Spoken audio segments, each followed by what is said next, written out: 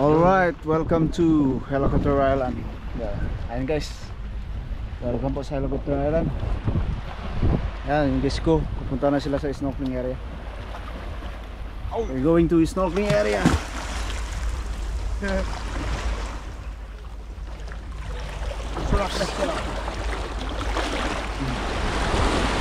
So guys, ito yung tinatawag na Helicopter Island.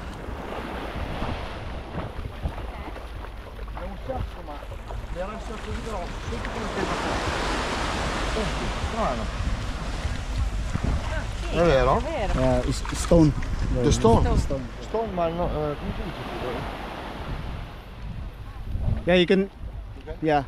Bye bye. Yes, yes, ma'am. I will go there later. Enjoy snorkeling there. Okay. Yan ay guys ko. Snorkeling sila doon. Punta sila doon. So ito yung tinatawag na Helicopter Island dahil forma niya para daw helicopter. Pero ang original name ng island na ito ay Dilumakad. Dilumakad means not moving. Kasi yung salitang Dilumakad ay nanggaling sa salitang Tagbanwa, yung tribes name. Hindi siya gumagalaw, hindi siya kumikilos. Ayun sa mga kwento dati na yung mga old fishermen, yung mga dating mga manghingisda, nakikita nito ng isla na ito na ano, para doon siyang malaking paa na hindi nagagalaw. Kaya tinawag siyang big giant cod, not moving, Dilumakad. Yun na yung nakuha ko sa isla na ito.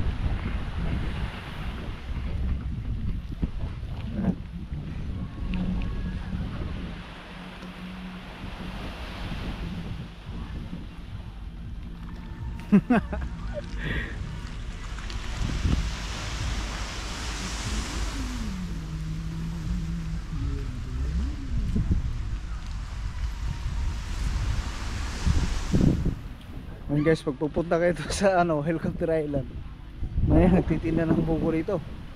Ayan, rescue yan. So, 100 pa rin kayo, no? Mga turista. Pag sa mga turista 100 dyan. Sa mga tour guide 20 lang. 50.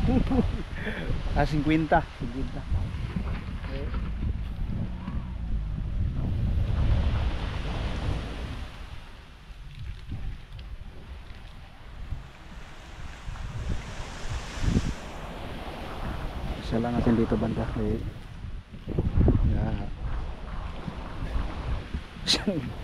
sala natin dito banda guys.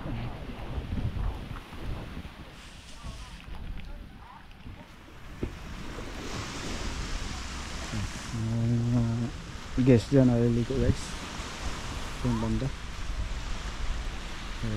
So chill lang din sila. Ano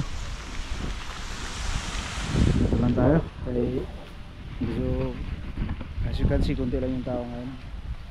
Hindi kagaya na pag high season. Hindi kagaya na pag high season. Full lang na talaga. Punong-puno ito.